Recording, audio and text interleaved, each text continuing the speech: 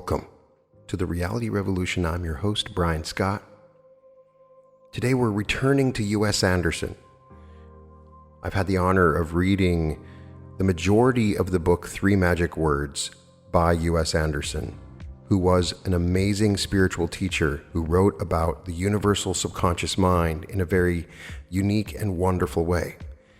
So far we've covered a variety of things. We've read US Andersen's book, The Secret Power of the Pyramids, plus we have the episode called The Lock.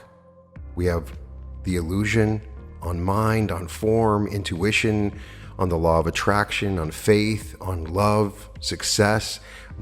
The most recent one we did is health, and it's been a while, so I wanted to return to the next chapter, which is one of the very best in the book, where US Andersen talks about immortality, a very important and sacred topic, and the way that he brings wisdom and his own viewpoint on this is really powerful.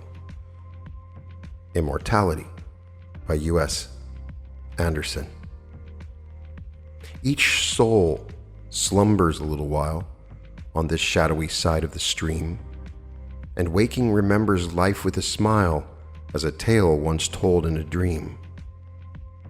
Spirit never dies. All too often, those who search for the soul's immortality do so in answer to the question, will a man live again? And they cloud the issue.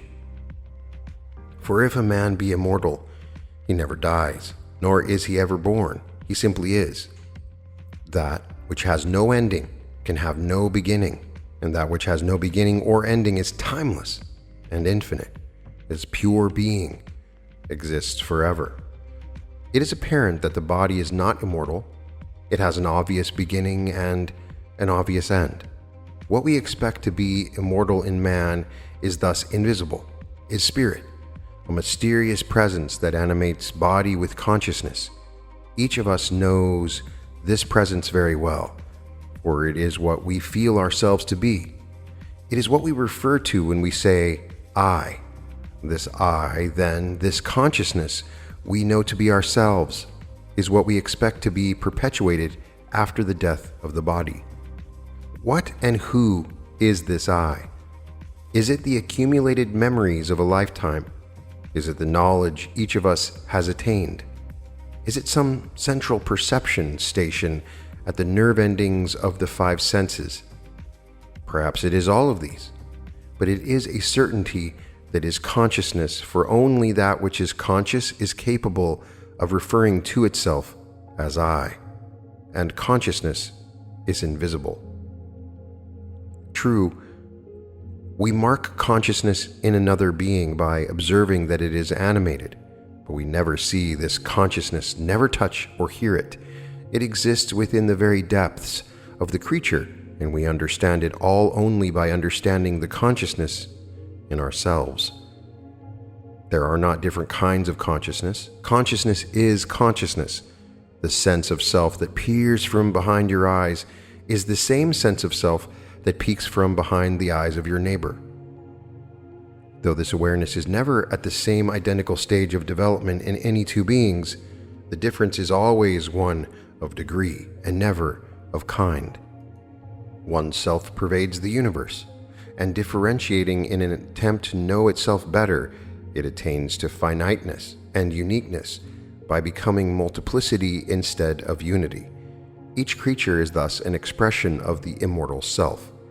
There is that within it, which was never born and which will never die. The false I.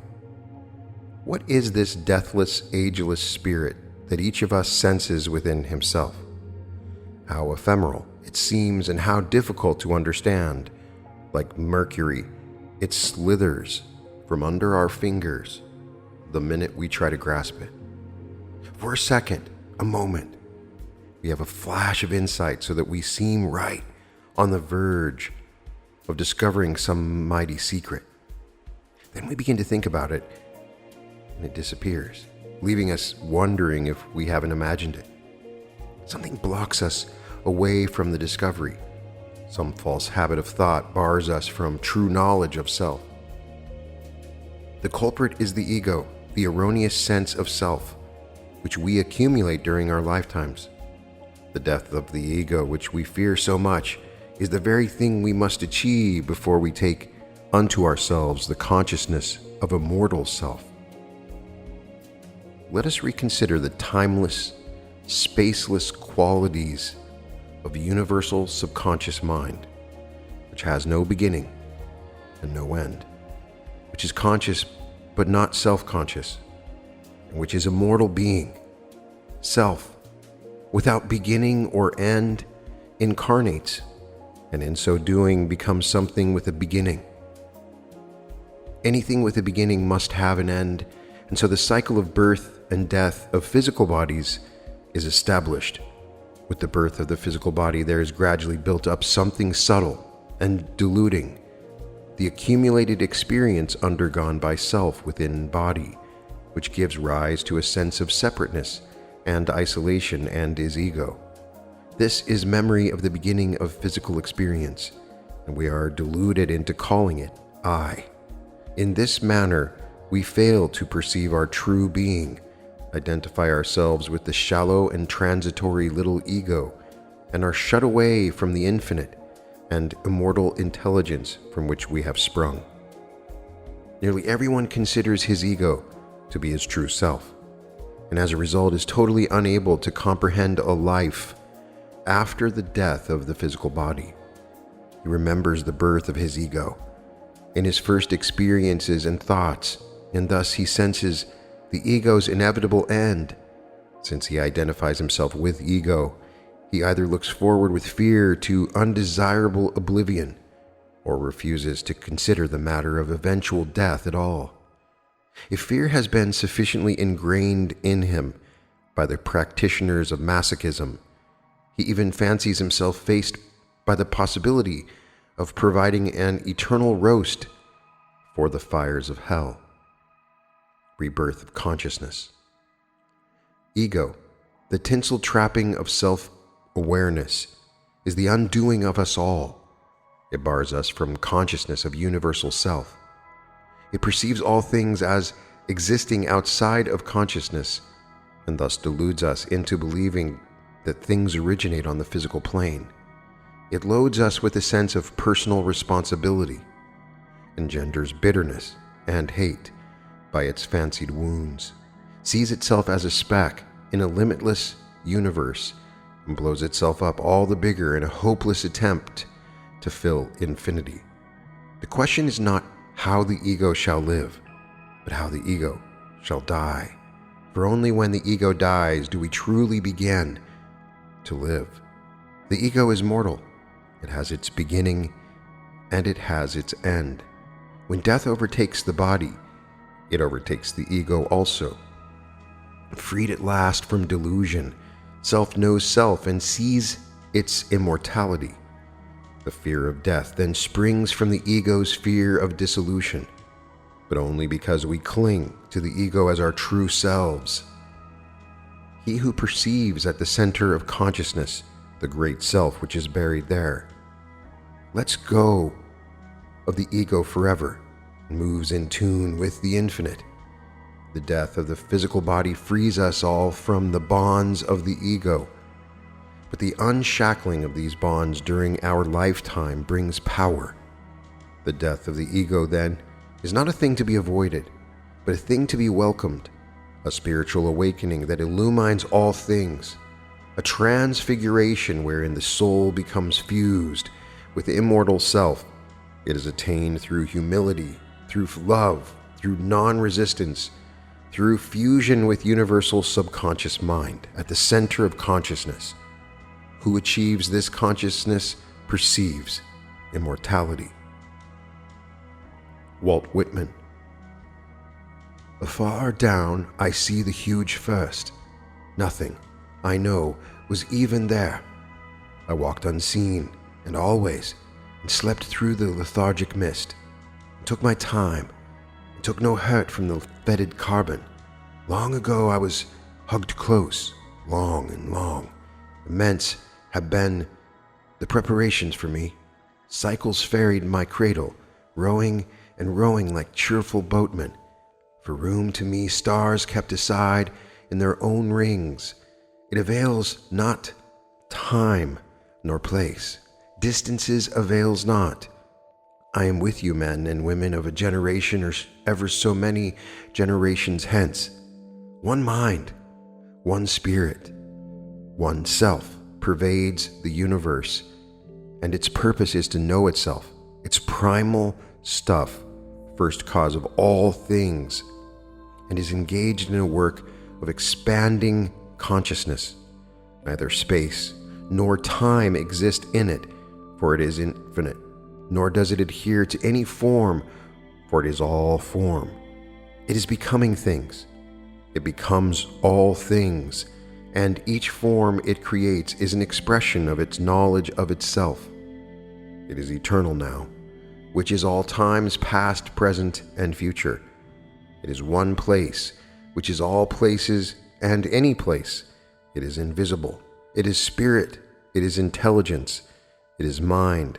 It is God, incarnating into form. It becomes that form, and when the form dissolves, the spirit again becomes universal. It is this in man which is immortal, not the body, not the ego, not the personality, but the self. He who attains to awareness of the self in life attains to power.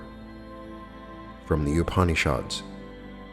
The one self within all beings becomes different according to what it enters and exists also without. Self is universal subconscious mind, which is infinite. All of it exists within each of us, and all of it exists without. For infinity is absolute unity and cannot be divided.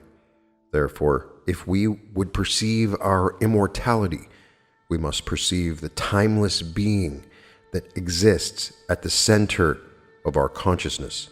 But whether we attain to this illumination or not, we are immortal still. Everlasting life is not given to some and taken from others, for we are all one in reality. To him who is held firm in the bonds of ego, the veil will yet be lifted when the physical body dies and the ego ceases its delusion. Then he shall know as he is known, shall see self in self, shall perceive in an instant the vast reaches of infinity. But a degree of this power and perception can be ours in this life if we can only forsake the ego and take unto ourselves the mantle of God. Forsaking the ego. Ego proceeds from conscious mind. Though they are not identical, conscious mind is the reception station at the nerve endings of the five senses. It is a classifying, tabulating, analyzing machine governed solely by sensory stimuli and perceiving all things as existing outside it. It builds habit patterns of work and a mass of experience and perceives the movements of time. Thus, the ego is compounded of memory and prompts us to act always in the light of experience. This thing we falsely call I, this ego, sees its limitations and brings those limitations into our lives. It fears and hates and envies, for it seeks constantly to puff itself up by vain posturing, by blind attitude, and it brings into our lives the physical results of these mental causes and keeps us constantly in chains. So it is that a man must first be meek and humble before he can enter the kingdom of heaven, before he can become fused with immortal self. Sometimes he comes to it through great suffering, sometimes through despair, sometimes through pain, but always the ego is reduced to nothingness. Before the portal swings open, and the ego does not surrender lightly, this posturing little elf with its blind delusions would have us believe it is our true self, and when we attempt to cast it aside, we feel its struggles in the very depths of our souls. So great is its resistance that men mortify the flesh, practice celibacy, abstain from all sensual pleasure in an attempt to ignore the evidence of the senses, so that the ego might leave and the center of consciousness be revealed. The ego is what we seem to be. The knowledge of what we truly are lies at the center of consciousness. Such knowledge is perceived only by him who strips the ego bare, casts it aside like a worn-out garment. There's a kind of death in this, because we are accustomed to regard the ego as our true self, but the ego shall die anyway, and he who achieves its death in life attains power. Seek the death of the ego and be born anew in the knowledge of self. It is the self that is immortal. It is the self, universal, subconscious mind, which we truly are. All men have everlasting life, and it is not a question of whether we shall live again, but the insistent and glorious fact that our real selves shall never die. Just as they are never born, the spirit is birthless and deathless and changeless. The afterlife. What will the afterlife be like? It will be like stepping from the consciousness of a gnat into the consciousness of infinity. With the death of the physical body, we shrug off the bonds of conscious mind and ego, lay aside the limitations of flesh, and become one with universal subconscious mind, pervading all times and places. We shall have no bodies in the hereafter, for we shall be all bodies. We shall be in no specific place in the hereafter, for we shall be in all places. We shall not meet old friends and loved ones in the hereafter, for we shall be all one, unified and indivisible, one self, one mind, one eternal I. The question is sometimes asked, what good is hereafter like that? Unless a man have a body and 5 senses and things to accomplish and friends to meet with, what good is it? Wouldn't oblivion be better?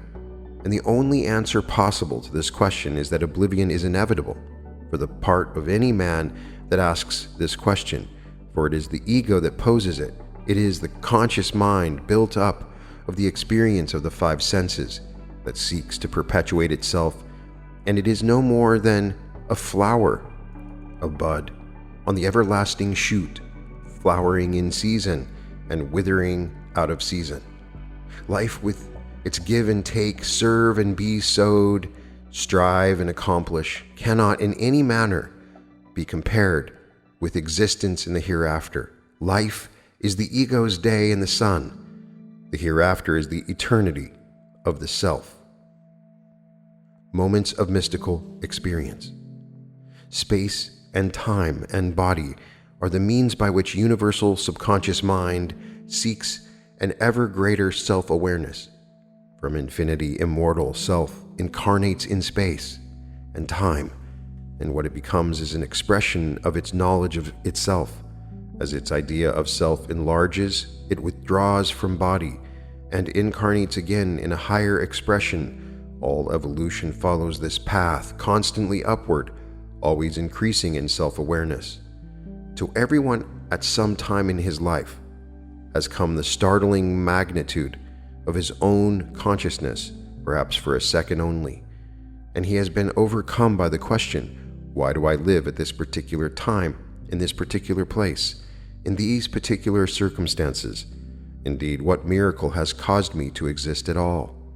And at that moment he stands very close to the veil, almost sees through it, but not quite, almost understands what is beyond it, but not quite.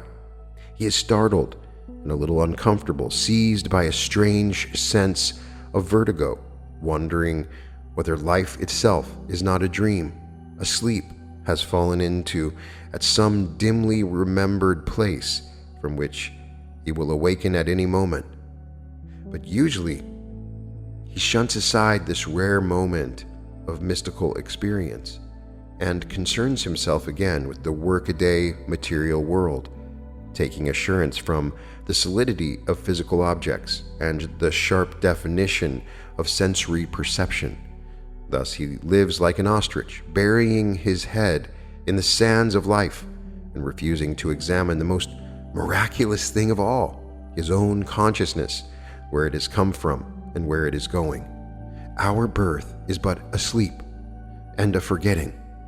Heaven lies about us in our infancy. Shades of the prison house begin to close about the growing boy. William Wordsworth. Spring from the everlasting self into life. There is in each child the remembrance of universal subconscious mind, but as his ego develops, as he attains memory of sensory experience and the conscious mind grows, the memory becomes dimmer and dimmer until, at last, he can recall it no longer, blocked from its view by the posturing ego which clutters the vision of spirit. The animating presence.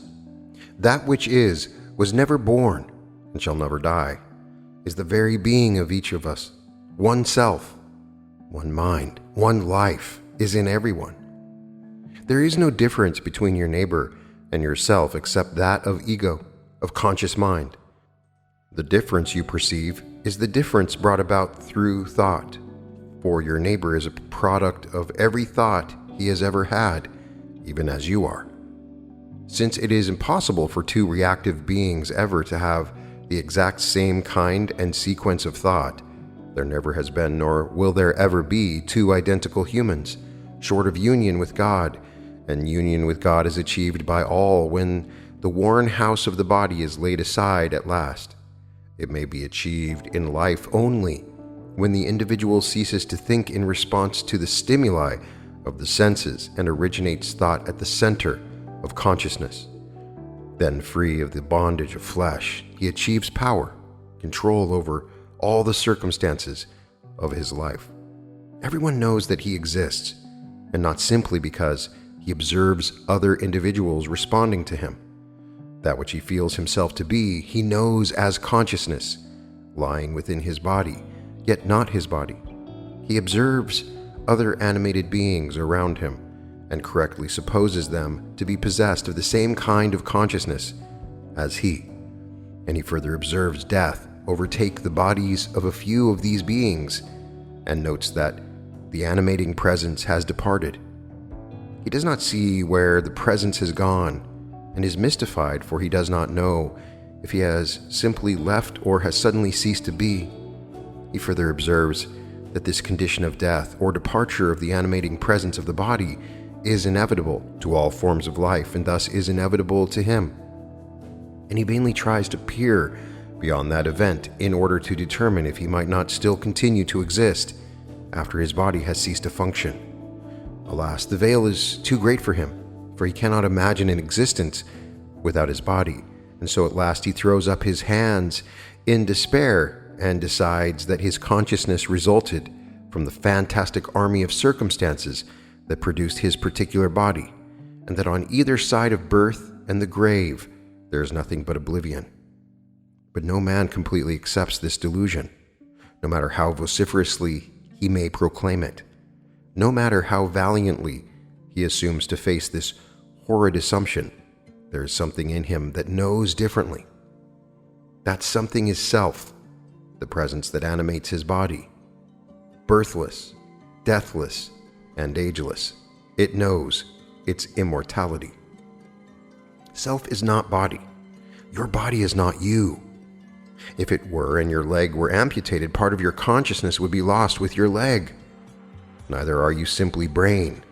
If you were only brain, then the rest of the physical body could be stripped away, and the brain would continue to live. Actually, the brain itself does not even think. Some invisible thinker merely uses the brain as a central reception station for sensory perception. Someone, something, is dwelling in your body, peering through the windows of your eyes, listening at the portals of your ears, using your brain to receive impressions, invisible, hidden, gowned, with your particular form, but an instant in the eternity of its being, it uses your body as an idea, then discards it, and departs to whence it came. This is immortal self. People want to know where they will go when they die, and the answer to that question is that they will go everywhere, for they don't truly go. They simply expand, self freed from the limitations of body becomes universal self, the consciousness of all time, all space, all form. Since self is free of all limitation and multiplicity, it leaves behind personality and ego and conscious memory, which become immersed like the tiniest drop of water in an infinite sea. Ego goes, limitation goes, the inconceivably small I is replaced by the great I of infinity. A very intelligent but very egotistical man once said, "I cannot stand any conception of the afterlife in which I cease to be me and become somebody else, even if that somebody is much greater." And there are plenty of people whose idea of the hereafter hinges on there being plenty of social life, good food and good fellowship, lots of money and pleasure and no pain. When it is pointed out to them that they will need to take their bodies along in order to enjoy these things, they nod with equanimity, apparently convinced that an exact replica of the one they leave behind will be furnished them in the hereafter. Behind every pair of eyes, it is always ego that blocks immortality from view, for ego cannot see beyond its own finiteness.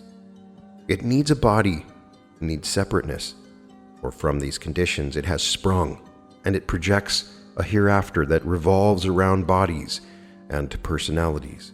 Body and personality and conscious mind change throughout life. How shall they exist when in the hereafter of the ego? Will they be those which we possessed in the prime of life? Then what of the infant taken in death? What of the cripple and the chronically diseased? And how shall our characters and minds be in such a hereafter as they were at the peak of life? But what of the feeble-minded and insane, and the murderer and the robber and the depraved? A strange hereafter of confusion and injustice, with individuals longing for better bodies. Such is the hereafter of the ego, but we needn't worry about it. It doesn't exist. Beyond the advent of death, body does not persist, nor personality, nor ego, nor conscious mind. For all these are the illusory trappings of finiteness, for which we have no further use when we return to the infinite. The great self enters into each body and becomes different according to what it enters, but upon leaving, again becomes absolute infinity and unity. The infinite, says Emerson, lies stretched in smiling repose, and so does the immortal self, eternally one, the true being in every man, the observer who looks out upon the world through every pair of eyes. Reincarnation. One of the interesting theories held by those who demand a body as a prerequisite to any existence after death is that of reincarnation.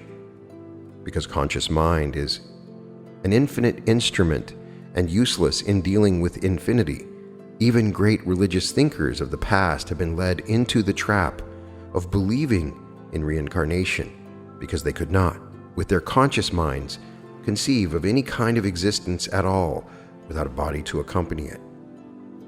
Only the Brahmins felt that true existence was unity with universal subconscious mind. But even they felt that a man must consciously come to this illumination, holding that he would go through successive reincarnations on earth until he attained it. No religious teaching has ever surpassed the enlightenment of the Hindus with their Vedas and Bhagavad Gita and Upanishads. But even they could not forsake the illusory and transitory ego altogether, and thus were led into believing that individual men went through successive reincarnations before attaining to Brahma. It is immortal self which is incarnating in search of self-knowledge, and only when knowledge of self is complete will reincarnation cease. The real you, the immortal self, will reincarnate to be sure, short of its attaining to complete self-knowledge. But the transitory you, the built-up thought habits and memories of the conscious mind, will incarnate no more, for it is only illusion, just a tiny instant in the eternity of evolution, whose very purpose is change. Ego will neither reincarnate nor persist after death. It is not the real you, it is scarcely even a microscopic part of the real you. Every incarnation is a reincarnation. Every child born is a reincarnation, for only one self enters into each body and looks out of all eyes and is conscious. Each of us is a reincarnation of every person who has preceded us, and the knowledge of all that has preceded us lies within us, in universal subconscious mind, which has been all things and all people and all events, and will be forevermore. Infinite Spirit. Is there spirit communication? Not in the way we are accustomed to think. Those who have departed are no longer contained by the limitations of personality and ego and conscious mind, but have become one with immortal self. Yet the knowledge of all things lies in universal subconscious mind, and may be revealed to conscious mind when a contact between the two is made. So it is that the seance is often witness to unexplainable phenomena, for the subconscious always responds to the conscious, and nothing is impossible to it. Therefore, the conceptions we have of loved ones projected into the subconscious are capable of becoming manifest in the physical world. We see ghosts, faces, hear words, sometimes in the seance, sometimes without the seance, which bring the dead back with us for a moment. But this is always a physical projection of a conception held in mind, and is just as often recorded of the living as of the dead. There is only one contact we make with the hereafter, and that is with the one immortal self which dwells there. It contains all knowledge, all love, all peace, and is the true being of everyone. There are not billions of personalities circulating through it willy-nilly. Such a finiteness has been torn from it and left it pure and unadulterated and just one. Never the Spirit was born. The Spirit shall cease to be never. Never was time, it was not. End and beginning are dream, birthless and deathless and changeless. Remaineth the Spirit forever. Death hath not touched it at all, dead though the house of it seems. Bhagavad Gita. No punishment in the hereafter. It is one of the strange facts of history that the words of the Bible have been misconstrued to saddle mankind with a vengeful God who vies with the devil for souls. Conceive, if you will, of a God who gives men sex organs that provide pleasurable sensation, then promises to burn everyone in hell who doesn't use them within a strictly prescribed manner. Conceive of a God who gives men eyes but still remains invisible to them, then threatens to burn everyone in hell who doesn't believe in him. Conceive of a God who made the devil and his fires because he knew in the first place that he would burn certain souls. A mighty unsavory fellow, this God, this figment of the masochistic imagination. One cannot help but prefer his equally imaginative evil counterpart, the devil, who seems like a pretty jolly fellow after all, considering the very poor job he has been given. Immortality is not something to be won by good conduct, nor will good conduct send certain souls to heaven, nor bad conduct send others to hell. Only one self manifests throughout the universe, and it neither punishes itself nor rewards itself. It is eternal, and though it becomes a billion mortal things, its eternity is not touched. It passes into and out of myriad forms, but always remains one. Obviously, it neither sends itself to heaven nor sends itself to hell, for nothing exists outside itself. Have no fear of hell. There is no such thing. There is only heaven, consciousness of the immortal self, which each of us shall eventually attain, whether it comes to us in life or not. Every soul is saved. Misapprehensions concerning sin and punishment and hell and the devil come from a lack of understanding of the message of God. The truth about each man lies in his spirit, and not in the physical world. Sins refer to errors of thinking, buried guilts, and punishment is the inevitable physical manifestation of such negative thinking. By hell is meant the human bondage undergone by each person who simply reacts to the physical world and fails to perceive his inner consciousness, the kingdom of heaven. Awaken to your spiritual power. Turn your eyes from the physical world onto the consciousness that lies within, so that you may free yourself from lack and limitation and disease. We must come to realize that God is kind and just and loving and is in us, and there is no punishment in the hereafter, and every soul is saved. We need not fear God, we need only love Him. We need not supplicate for forgiveness before an altar, for God's altar is our very selves. We are with Him night and day. Religions and temples are built by man, but God's temple is man. And wherever we are always in a place of worship. We need only turn to the self that dwells within. The art of dying. Birth and death are the great transformations. The ego does not fear birth, for there is no ego at birth, but the ego indeed fears death. As long as we identify ourselves with the ego, the fear of death shall have its hold on us. We shall regard it as a great calamity. But once we have freed ourselves of the ego and have perceived at the center of consciousness the immortal self, death will become an adventure, for by it we shall be freed of illusion, return to absolute truth, know as we are known, become united with God.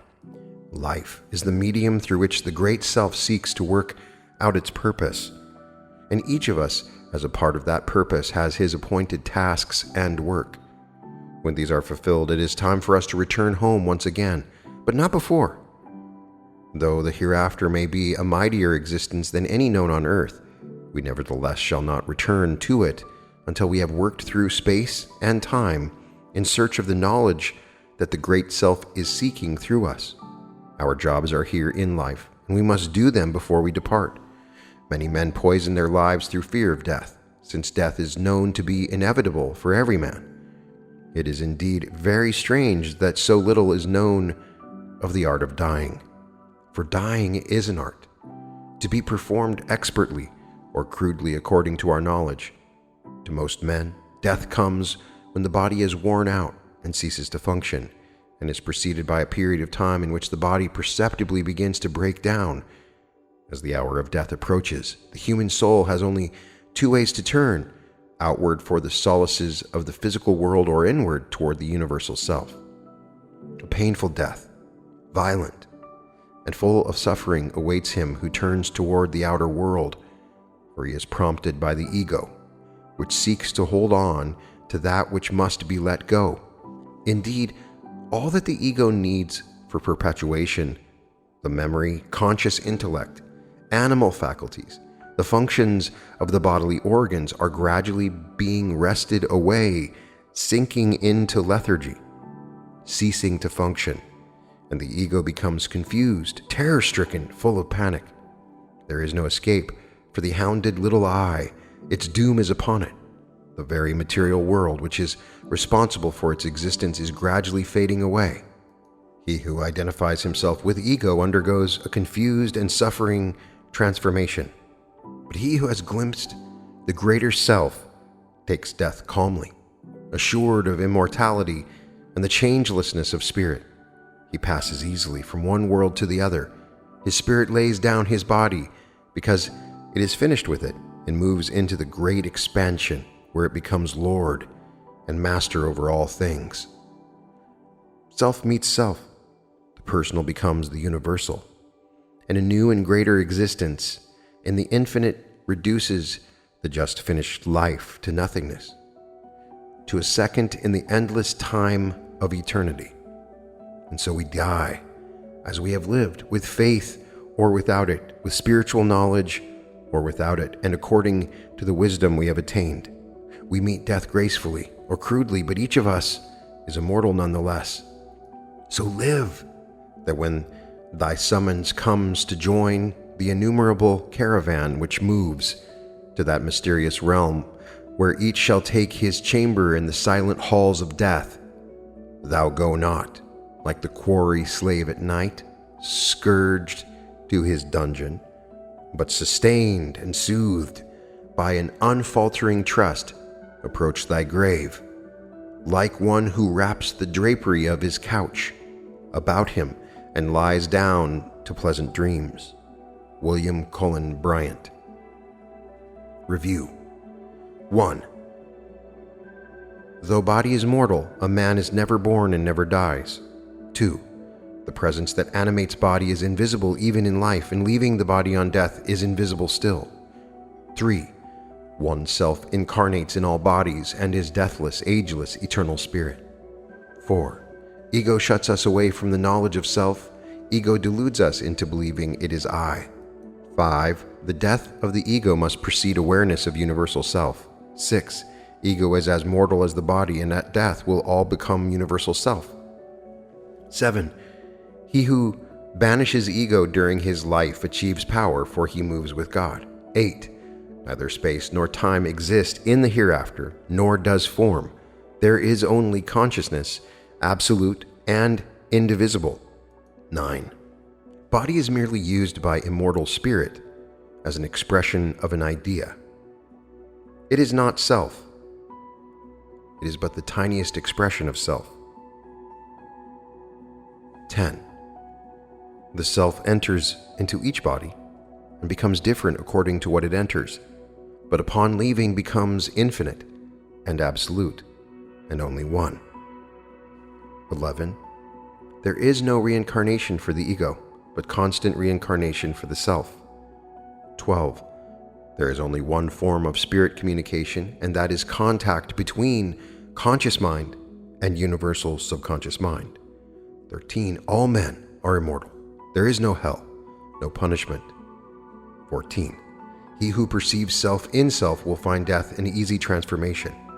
There is an answer to every question, a solution to every mystery, a key for every lock.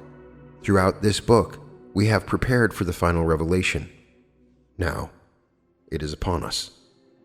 Recommended reading, Drama of Love and Death by Edward Carpenter. Published by Mitchell Kennerly. 11th Meditation. I know that I am pure spirit, deathless, birthless, changeless, and eternal. I am not body. I am not conscious mind. I am not ego. I am sense of self only, consciousness, awareness, unadulterated being. The presence that animates all life is within me, is altogether the real me. I am using my body for a purpose, as an expression of an idea, and when the idea is fully expressed through my work and my mission, I shall return again to unity with universal self, leaving body and ego behind. I do not confine my body and my ego with what I truly am. My body is simply an instrument for my expression, and my ego is simply memory of physical experience. Returning to infinity and unity, I shall need neither body nor ego. I am free of the domination of the ego. It is not my true self. It is simply an illusion necessary to finiteness and the perception of space and time. I turn away from the ego, withdraw into the depths of my being to the immortal consciousness that lies within. Here in this magic center, my word is law. I need only speak it with faith and conviction, and it will manifest in my life. I am calm and serene, sure and unfaltering, for my roots are in eternity. All the things of life shall change and pass away, but I shall never pass away, for whatever life is, I shall be one with universal subconscious mind. I need not strive or strain to attain immortality, nor fear punishment, nor aspire for reward. The kingdom of heaven awaits all, the wise, the foolish, the sinner, and the saint, for we are all one in reality, clothed in different forms in this moment of incarnation. I do not fear death, for by it I attain the consciousness of higher self. Neither do I invite death, for it must wait until my work is done. I forsake the ego, perceive self in self, see the majesty, the grandeur, the immortality of the power that dwells within. And this concludes US Andersen on Immortality. This particular view of death is very similar to Joseph Murphy's, that we only go to universal self. As I was reading this, my mind was questioning this in relation to other things that I've read, like Quo or the Law of One, or other descriptions of reincarnation. And my higher self was telling me, yes, some people go directly to universal self, and some people go millions of years through individual incarnations before returning to universal self. Everybody's path is different. Some people reincarnate hundreds of times, and some people immediately move into the higher self. And the reason for that is that each person is a part of God exploring some particular question, idea, and there is a desire within that individuated form to move on, to learn, to grow and adapt. And the mind of the Creator allows that. There is a natural point at which we all fuse into the oneness, but even then, there's a whole other tier of different experiences that happen for that universal self that continues to move on in advancing stages. It's amazing and wonderful. So I do believe that when people are having some memories of reincarnations, clearly they're accessing some part of the universal subconscious mind that has a memory of that incarnation, and it is available to all of us. But there are some experiences which are very personal and of a different energetic nature that I have noticed through QHHT sessions and regression sessions that are undeniably of the nature of reincarnation. It's a beautiful question, and within the paradox between this idea and the ideas that take reincarnation more seriously, I think that there is a whole vast different universe of possibilities. I would love to get your feelings about it, but the way he wrote it is quite beautiful. And the truth is, there is no hell. There is no eternal punishment in the ways that people talk about. And the ego is a huge limit to our access to this universal self that is within us and all around us. Just a taste of it, just a touch of it is so wonderful, so magnificent, that it is worth working on eliminating that portion of the ego that blocks it. You can make an agreement with the ego at some point, and the ego can work with you. It's not your enemy, it's just blocking you from an awareness of the universal self. We are all immortal, we are all one, and in many cases we're individuated for a certain period of time. It's a beautiful system. All is possible, all is happening, there is no fiction. You may find all episodes of The Reality Revolution at therealityrevolution.com. Check out the playlist of US Andersen, and there are so many other cool episodes on US Andersen. You can check out my art at newearth.art.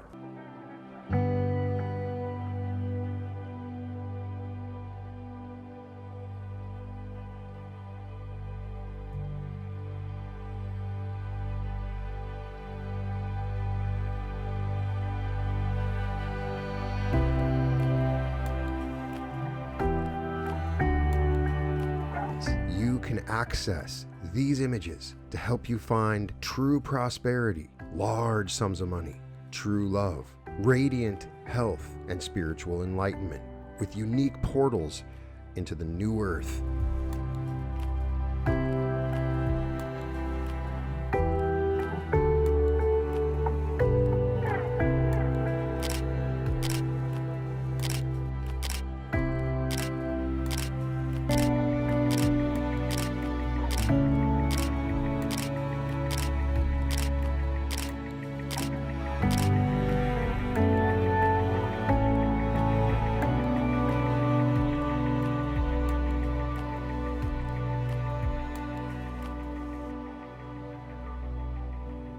And welcome to the Reality Revolution.